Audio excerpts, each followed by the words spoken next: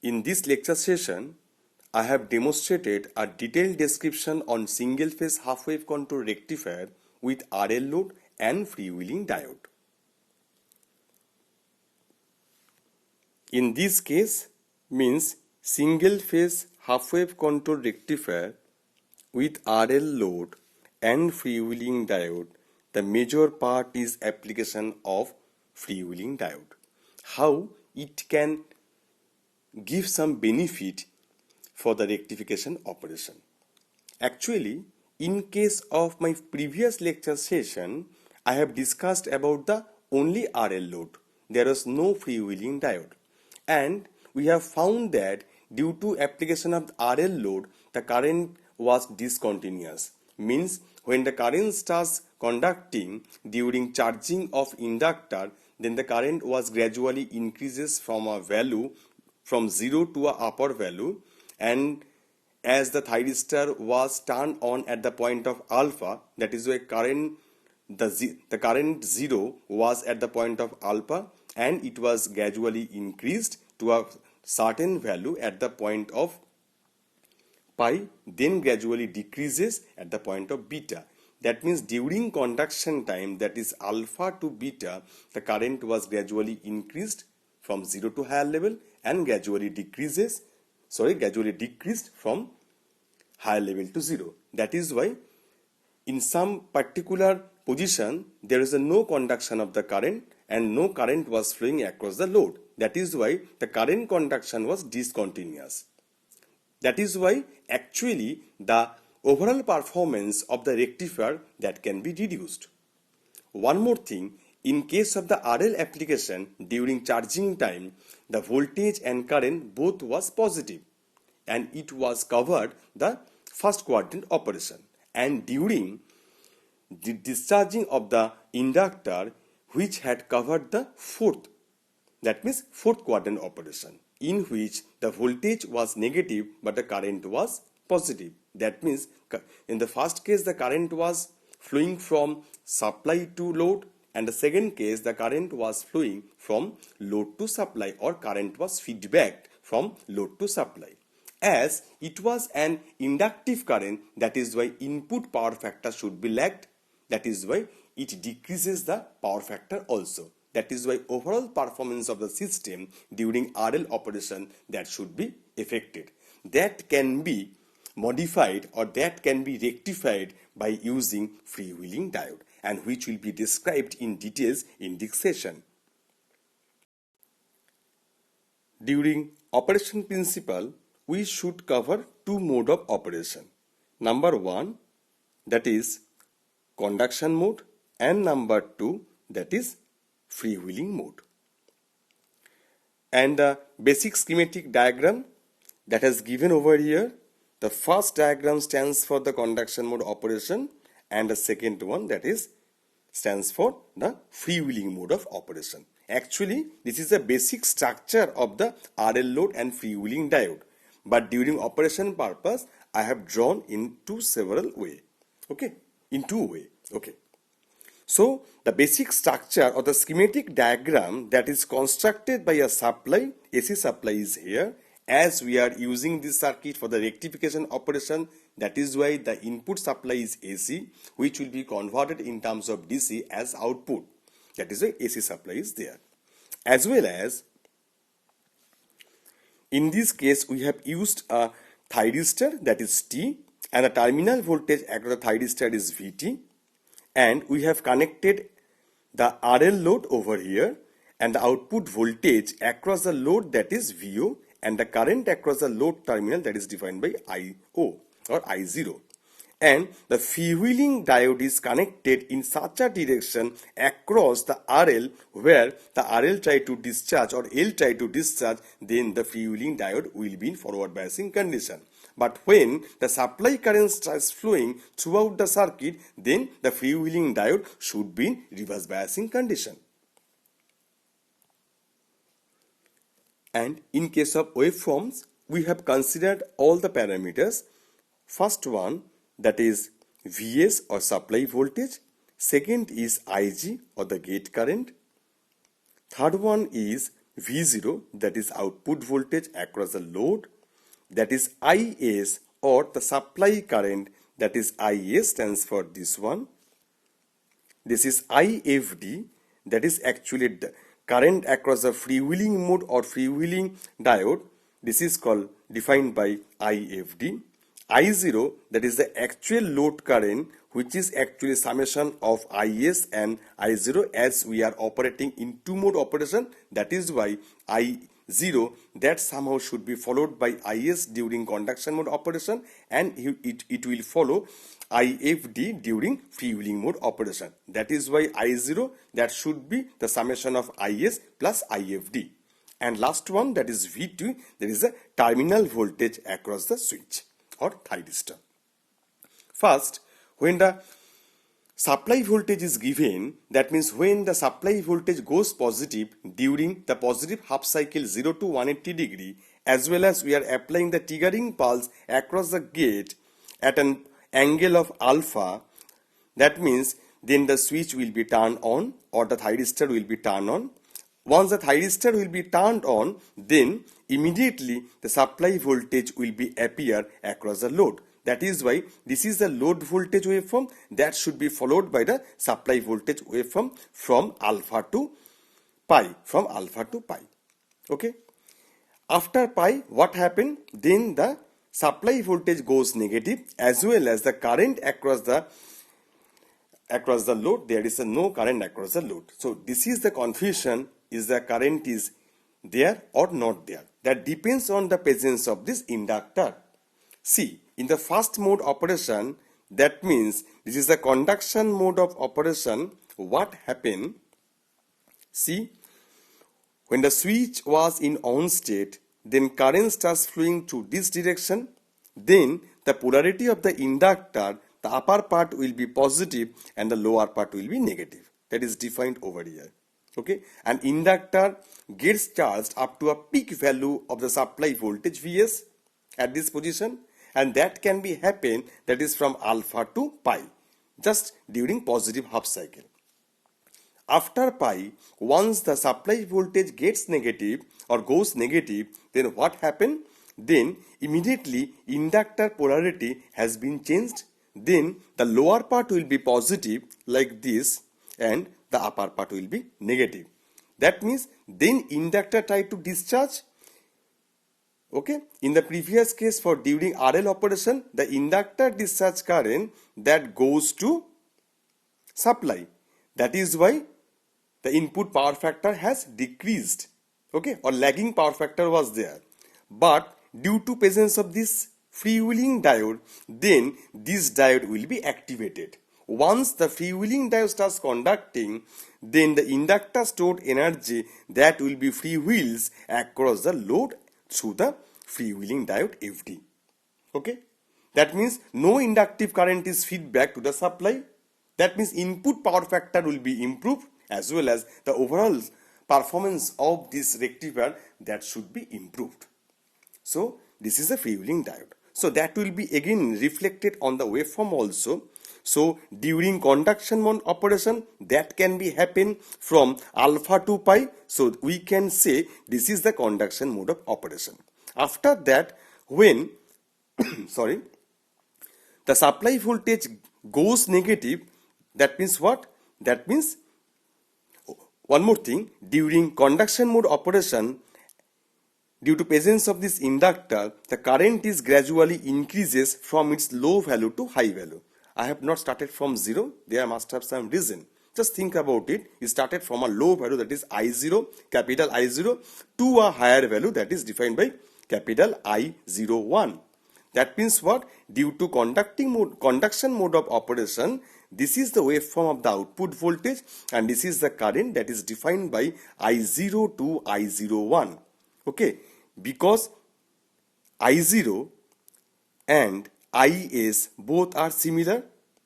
As the freewheeling diode, there is no question for the current try to enter across the freewheeling diode. As the first case, the diode was in reverse biasing condition. That is why the total circuit current try to flow to the load, and in this way, that is why we can say in this particular case I0 equal to Is. So we can say in this mode of operation, that is the nature of Is or I0 both are same, and due to presence of the inductor, current is gradually increases from its low value I0 to maximum value I01. Okay, so this is all about for the conduction mode of operation. And now during freewheeling mode of operation, when the inductor try to discharge and it has changed its polarity, okay, that is why positive and this is negative, then the inductor discharges through this freewheeling diode, right? That means then the output current that should be followed by the current across the freewheeling diode, that is defined by FD. That is why this axis is FD.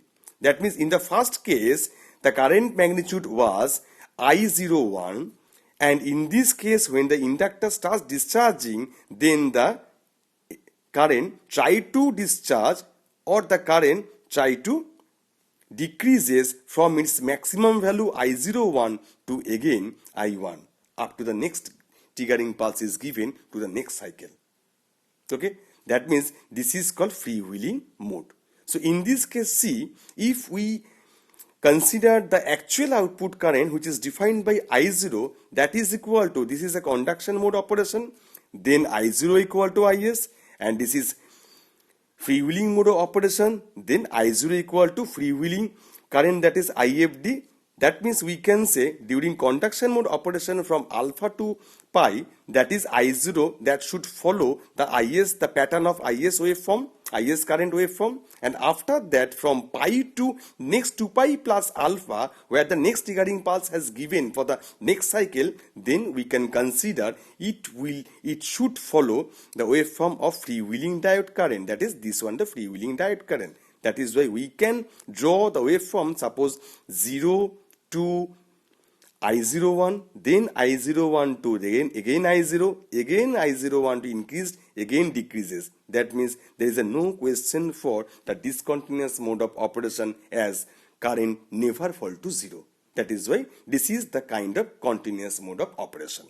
Okay, so this is all about for the conduction mode operation and freewheeling mode of operation. Now, what will be the waveform across Vt, or the terminal voltage across the thyristor? As we all know, when the thyristor remaining on, then the total voltage, supply voltage will be appear across load, and when the thyristor remaining off, then the supply voltage will be appear across the thyristor. That is why first find out where the thyristor was in not working state. That can be happen in case of 0 to alpha, again that is from pi to 2 pi plus alpha. That means in this particular region, so Vt or terminal voltage that should be followed from the supply voltage, this is the waveform and the nature of the waveform, this one. And in case of that is pi to 2 pi plus alpha, again the thyristor was in off state, that is why the voltage appear across the thyristor that should be followed from the input voltage, that is this is the pattern of waveform. So I have drawn the same pattern of waveform over here. Okay, that is why we can identify the all waveforms of the individual parameter. Now one more thing, so what will be the difference in case of simple RL operation and RL with freewheeling diode operation? See, now we should identify what is the basic difference of the current waveform in case of simple RL operation and RL with freewheeling diode. In case of RL load operation, the output current, the waveform of output current was similar to this one.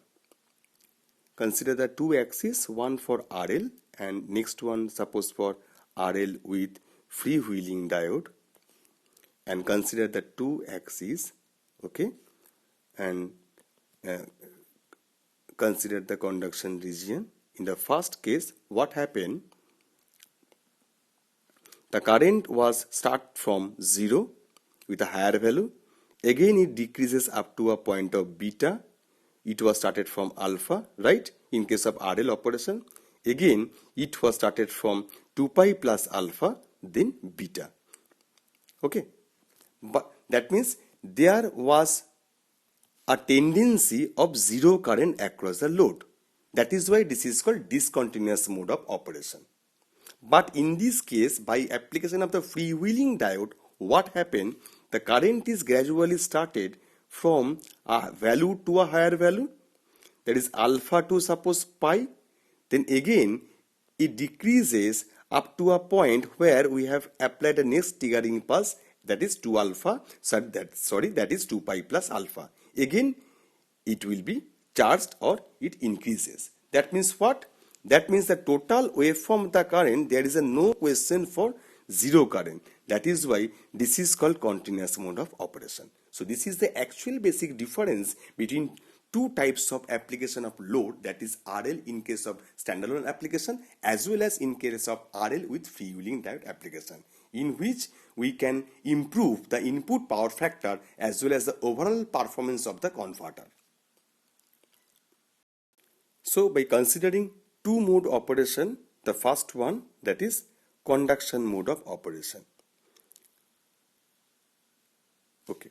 In this mode of operation, the voltage equation can be written as Vm sin omega t equal to R into I0 plus L di0 dt at omega t equal to alpha. Okay. So Vm sin omega t is a supply voltage that is equal to the first drop across the resistance, load resistance R, that is equal to R into multiplied by the output current I0 plus the next drop across the inductor, that is L into di0 dt. Okay. So from this above equation, we can write directly the complete solution of the above linear equation, linear differential equation, that is equal to I0 t equal to Vm by Z sin omega t minus alpha plus A into e to the power minus R by L t. So the first part, that is actually for the transient component of the current, that is defined by the Vm sin omega t minus phi, and Z for the inductive and resistive load. That is why we have taken the impedance part, that Z must be equal to root over of R square plus omega L whole square, and this part is called actually transient part at t equal to 0, that is A into e to the power minus R by L t. So the total expression for the output current, that should be equal to this one, which is defined by the equation number 1. Okay. Now we are going to find out this integral constant, and we should satisfy some boundary condition. So the current can be obtained from the boundary condition when omega t equal to alpha or t equal to, that is alpha by omega, then the current I0 t, that should be capital I0. What the term stands for? So go back to my previous slide or waveform slide, at which we are going to see that at omega t what is happened. Okay. So in case of the output current at omega t, that means given over here at omega t equal to alpha, the output current is, this is the output current waveform. So at omega t equal to alpha, the output current is I0. Again, at omega t equal to pi, the output current is I01. Okay. So this is two boundary condition we can take to calculate the integral constant A. Okay. So first is at alpha, at omega t equal to alpha, that is I equal to I0, capital I0. At omega t equal to pi, it should be capital I01. That is why we can write the expression, that is at omega t equal to alpha, I0 should be equal to capital I0. So we can replace this part in the above equation or equation 1 in this equation. So what will be the changes? This omega t can be replaced by alpha 1, and the value of I0 t, that can be replaced by capital I0. So we can write the expression I0 equal to Vm by Z sin alpha minus phi plus A into e to the power R alpha by L omega. So from this equation we can find the expression for the constant, the integral constant a, that should be equal to I0 minus Vm by z sine alpha minus phi into e to the power r alpha by L omega. So now we can put this expression a over the equation number 1. Then we can write the expression, that is it equal to Vm by z sine omega t minus alpha plus I0 minus Vm by z sine alpha minus phi e to the power r alpha by L omega into e to the power minus r by L omega. So we can replace this part by the exponential term. That means we can express the equation, that is it equal to, the remaining parts are same but we have changed this part, that is exp, and minus r by L omega, that is common part. So under bracket we can write omega t minus alpha. So the final equation is v by z sine omega t minus alpha plus I0 minus Vm by z sine alpha minus phi and exp minus r by L omega into omega t minus alpha. So this is the current expression which can be achieved during the first mode operation or conduction mode of operation. During freewheeling mode or mode 2 operation, the voltage equation can be changed. Okay, that means in freewheeling mode operation, that means there is a no voltage is implemented. As freewheeling mode operation, only the inductor starts discharging. Okay, go back to the circuit diagram. In freewheeling mode operation, see the stored energy across the inductor starts discharging through the freewheeling diode. That means across the load, or if we are thinking about the output current I, there is no relation the supply voltage. That is why we can replace the part that is 0. That should be equal to R into I0 plus L into I0 by dt. So at omega t equal to pi, this is the actual voltage equation. Now again, after simplification, we can take the complete solution, that is equal to I0 t equal to a into e to the power minus r by L. As there is a 0 part is there, that is why we cannot consider the steady state component of current after calculating. That is why the expression will take this form, that is I0 t equal to a into e to the power minus r by L t. So this is equation number 2. So from this equation, first we are going to find out again the constant integral factor. So how can it possible? Again we should satisfy the second condition at pi. At pi again we have found that the current was 0. That is why we can write the expression in this way, that is at t equal to pi by omega. That means at omega t equal to pi, as we know again the current I0 t equal to, that is I into I01. Okay, go to the waveform at I0 t. Okay, at the point of pi, the output voltage at the point, output current, the magnitude of the output current is I into, that is capital I01. Similarly, we can reflect this phenomenon on the equation also, that is in this case for boundary condition at omega t equal to pi, we can write, that is I0 t equal to I01. That means we can easily calculate the part, that is I01 equal to a into e to the power minus r by L into pi, is a pi by omega. As we know t equal to pi by omega, so we can replace the part, that is t by pi by omega. So after simplification, we can have the result of the constant a, that is equal to I01 e to the power r pi by L omega. So from the equation 1, so I am talking about this part, from this equation 1, we can put the value of a, then it will form the equation I0 t equal to I01 e to the power r pi by L omega into e to the power r by L t. Okay, after simplification, we can have the expression I0 t equal to I01 exp under bracket minus r by L omega into omega t minus pi. So this is actually the expression for the output current in case of freewheeling mode operation.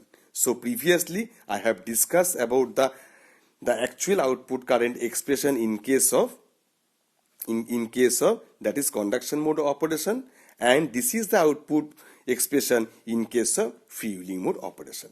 Okay, so the average output voltage that can be defined by VDC equal to number of peak by complete cycle. Here in the positive side the number of peak is 1, that is why we can write the expression number of peak equal to 1 by complete cycle, that is 2 pi, and integration of, that means this peak has confined in a particular limit, that is alpha 2 pi, and the voltage expression, that is Vm sin omega t d omega t. So after simplification we can have Vm by 2 pi minus cos omega t, lower limit alpha, upper limit pi, and satisfying this upper and lower limit, the expression will be Vm by 2 pi 1 plus cos alpha. Okay, so this is the expression for the VDC. So the current expression IDC, that should be VDC by R.